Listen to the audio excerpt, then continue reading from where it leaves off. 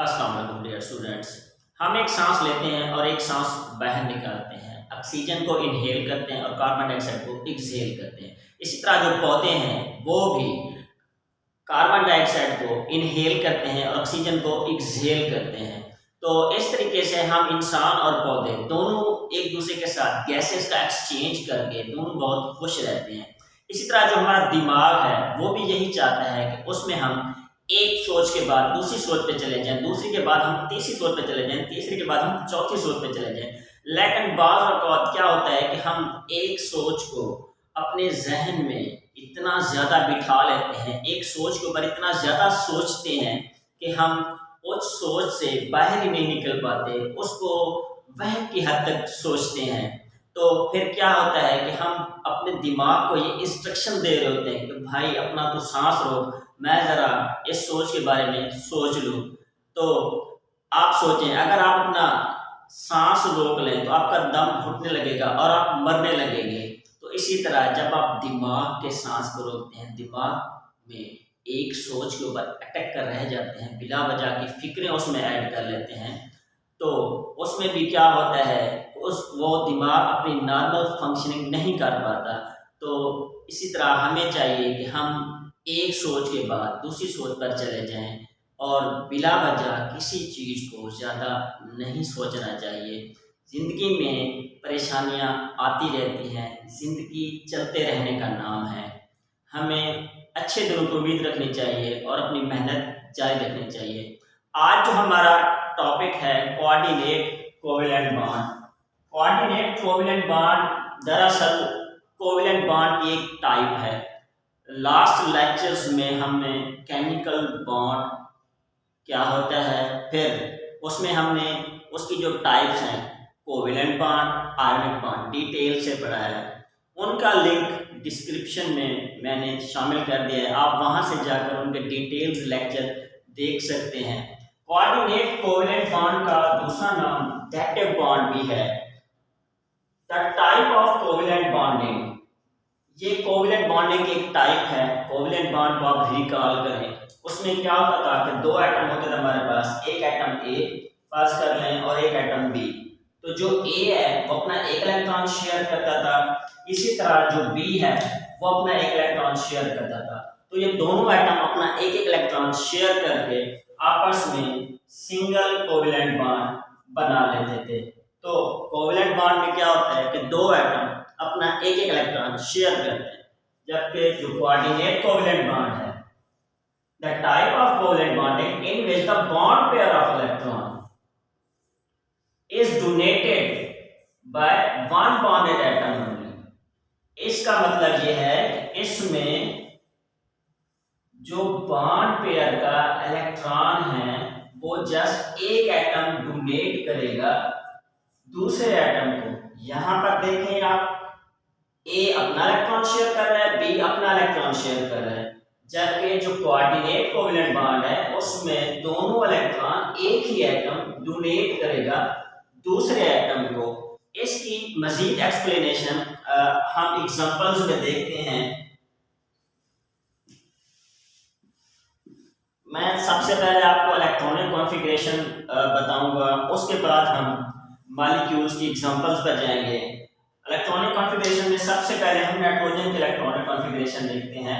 Nitrogen का atomic number है 7। अगर हम इसके इलेक्ट्रॉनिक कॉन्फ़िगरेशन को देखें, 1s2 2s2 2px 2py 2pz 2 4 5 6 7। अब इसके वैलेंस सेल को देखें तो ये उसका वैलेंस सेल है। इसके वैलेंस सेल में देखें 2 3 4 5।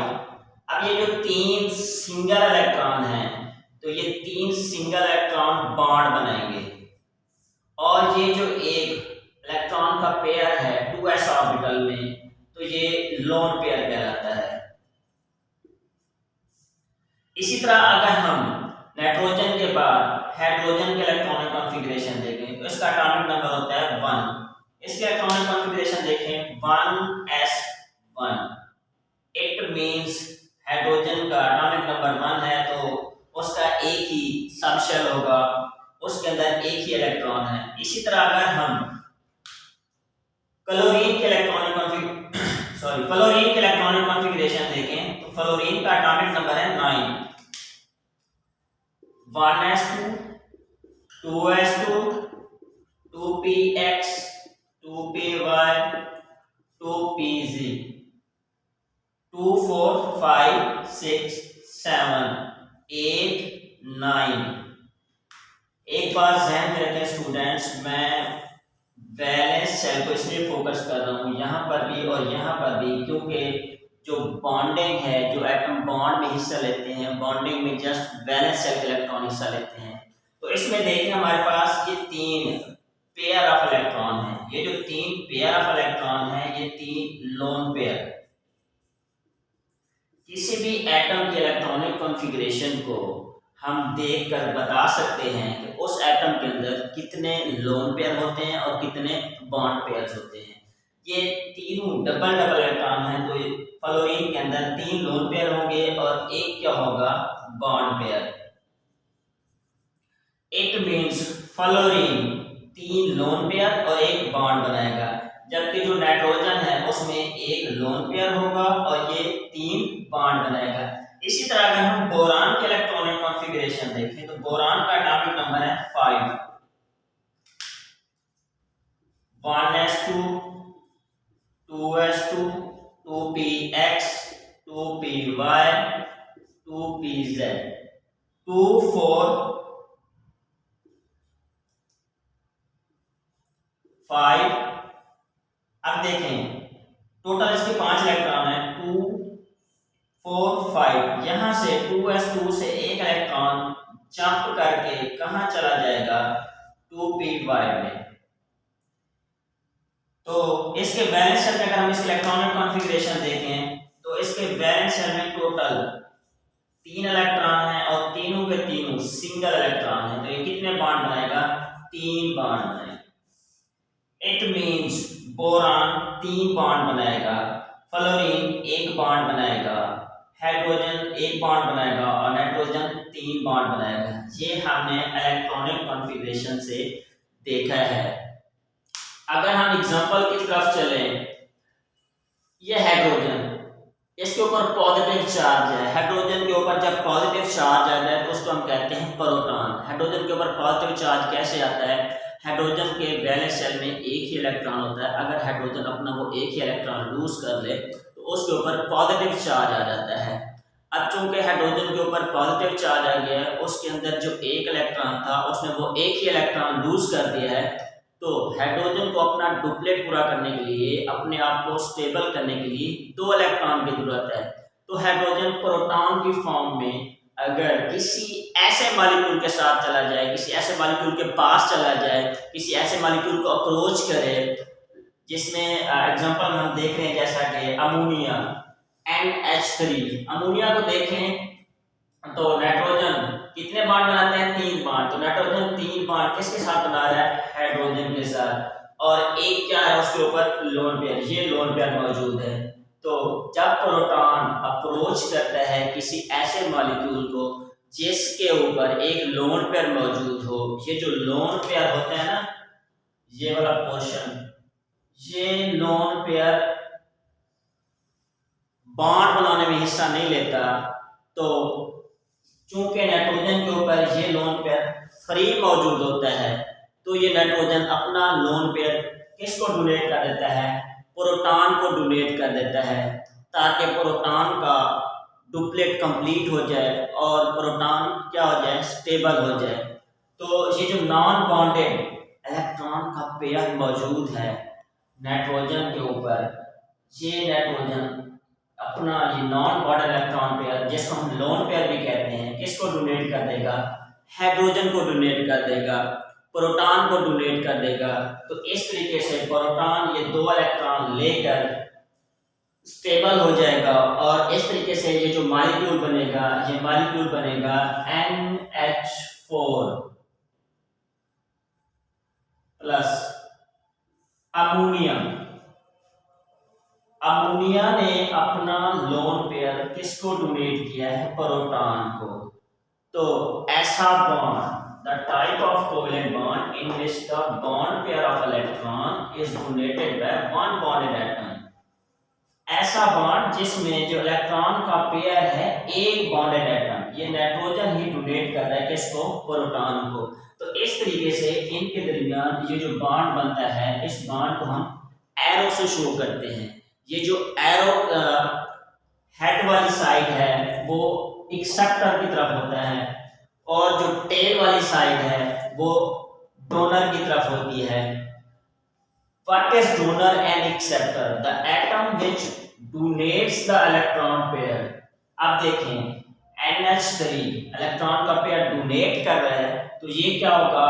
Donor. The atom which donates the electron pair, NH3 में नाइट्रोजन डोनर होगा। इसी तरह acceptor, the atom which accept the electron pair, इस मॉलिक्यूल में हम देखें तो हाइड्रोजन, शुरू में प्रोटॉन था, वो इलेक्ट्रॉन का पेयर एक्सेप्ट कर रहा है, तो इसे हम क्या कहेंगे? एक्सेप्टर, जो इलेक्ट्रॉन के पेयर को एक्सेप्ट करता है अपने आप को स्टेबल करने के लिए। तो इस तरीके से इनके दरमियान एक बॉन्ड बनता है, उस बॉन्ड को हम कहते हैं कोऑर्डिनेट कोवेलेंट बॉन्ड। जब नाइट्रोजन अपना ये लोन पेयर डोनेट कर देता है, तब जिस तरीके से ये कोवेलेंट बॉन्ड बन रहे हैं, ये वाला बॉन्ड भी, यानी कोवेलेंट बॉन्ड का जो ये वाला बॉन्ड बनता है, ये भी कोवेलेंट बॉन्ड की तरह बिहेव करता है। इनके अंदर डिस्टिंक्शन खत्म हो जाती है, लेकिन हम इसको स्पेसिफिक करने के लिए, कोवेलेंट बॉन्ड से अलग करने के लिए, क्योंकि कोवेलेंट बॉन्ड में दो एटम अपना इलेक्ट्रॉन शेयर करते हैं, जबकि कोऑर्डिनेट कोवेलेंट बॉन्ड में एक ही एटम अपना इलेक्ट्रॉन का पेयर डोनेट करता है। तो इस वजह से उसे हम कहते हैं कोऑर्डिनेट कोवेलेंट बॉन्ड, लेकिन बॉन्डिंग में वो बिहेव कोवेलेंट बॉन्ड की तरह ही करता है। अगर हम दूसरी एग्जांपल में देखें तो यहाँ पर देखें NH3 अमोनिया, नाइट्रोजन को हमने देखा था कि नाइट्रोजन कितने बॉन्ड बनाते हैं? 3 बॉन्ड बनाता है। नाइट्रोजन 3 बॉन्ड किसके साथ बना रहा है? हाइड्रोजन के साथ। एक बॉन्ड इस हाइड्रोजन के साथ, एक बॉन्ड इस हाइड्रोजन के साथ, एक बॉन्ड इस हाइड्रोजन के साथ, जबकि नाइट्रोजन के ऊपर कितने लोन पेयर हैं? एक लोन पेयर है। तो ये नाइट्रोजन अपना लोन पेयर किसको डोनेट करेगा? BF3 को, बोरान ट्राइफ्लोराइड को। बोरान ट्राइफ्लोराइड को क्यों डोनेट करेगा? आइए हम बोरान के इलेक्ट्रॉनिक कॉन्फ़िगरेशन देखते हैं। जब हम बोरान के इलेक्ट्रॉनिक कॉन्फ़िगरेशन देखते हैं तो देखें इसके वैलेंस शेल में 3 इलेक्ट्रॉन हैं, तो बोरान को अपना ऑक्टेट पूरा करने के लिए कितने इलेक्ट्रॉन की जरूरत है? 5 इलेक्ट्रॉन की जरूरत है। तो बोरान क्या करता है? ये वैलेंस शेल में जो 3 सिंगल इलेक्ट्रॉन है, तो ये 3 बॉन्ड बना लेता है फ्लोरीन के साथ। फ्लोरीन के इलेक्ट्रॉनिक कॉन्फ़िगरेशन देखें, इसके पास 3 लोन पेयर हैं। ये 3 लोन पेयर मैंने हर फ्लोरीन के साथ शो कर दिए हैं, और फ्लोरीन एक बॉन्ड बनाता है। अब बोरान कितने बॉन्ड बनाता है? 3। फ्लोरीन कितने बॉन्ड बनाता है? 1। तो इट मींस बोरान जो 3 बॉन्ड बनाता है, तो वो 3 फ्लोरीन के साथ सिंगल सिंगल बॉन्ड बनाएगा। तो इस तरीके से ये जो मॉलिक्यूल बनेगा, ये बनेगा BF3। सेंटर में बोरान और इसके इर्द गिर्द फ्लोरीन अटैच होंगे, बोरान ट्राइफ्लोराइड। अगर हम अब बॉन्ड बनाने के बाद बोरान की वैलेंस शेल के इलेक्ट्रॉनिक कॉन्फ़िगरेशन देखें 2, 4 and 6, इट मींस अब भी बोरान 3 बॉन्ड बनाने के बाद भी इसके वैलेंस शेल में 6 इलेक्ट्रॉन हैं। तो इस बोरान को अपना ऑक्टेट कंप्लीट करने के लिए, अपने आप को स्टेबल करने के लिए मजीद 2 इलेक्ट्रॉन की जरूरत है। तो वो मजीद 2 इलेक्ट्रॉन किससे लेगा? कौन इसको डोनेट करेगा? जब ये बोरान ट्राइफ्लोराइड अप्रोच करेगा अमोनिया को या किसी ऐसे मॉलिक्यूल को जिसके ऊपर एक लोन पेयर अवेलेबल होगा, तो वो मॉलिक्यूल इसको अपना लोन पेयर बोरान को डोनेट कर देगा। तो इस तरीके से इन दोनों के दरमियान भी ये जो बॉन्ड बनेगा उसे हम कहेंगे कोऑर्डिनेट कोवेलेंट बॉन्ड। इसमें जो नाइट्रोजन है ये एज ए डोनर बिहेव करता है, और BF3 as a acceptor behave करता है। NH3 एज ए डोनर क्यों बिहेव करता है? क्योंकि अगर हम लोन पेयर की डेफिनेशन को देखें, the non bonded electron pair कि ऐसा इलेक्ट्रॉन का पेयर ये जो मौजूद है, इलेक्ट्रॉन का pair available on an atom like one available on nitrogen in ammonia. ये अमोनिया के केस में ये जो नॉन बॉन्ड इलेक्ट्रॉन का पेयर है, जो बॉन्डिंग में हिस्सा नहीं ले रहा, फ्री मौजूद है, इसको हम कहते हैं लोन पेयर। तो अमोनिया अपना लोन पेयर BF3 को डोनेट करता है ताकि उसका ऑक्टेट कंप्लीट हो जाए। तो इस तरीके से दोनों अपने आप को स्टेबल कर लेते हैं और इस तरीके से इनके दरमियान जो बॉन्ड बनता है उसे हम कहते हैं coordinate covalent bond. My dear students, ये तो थी simple explanation coordinate covalent bond की। मेरी दुआ है कि अल्लाह रब्बुल इज़्ज़त आपकी ज़िंदगी में खुशियाँ लाए, खुश रहें और खुशियाँ बांटें।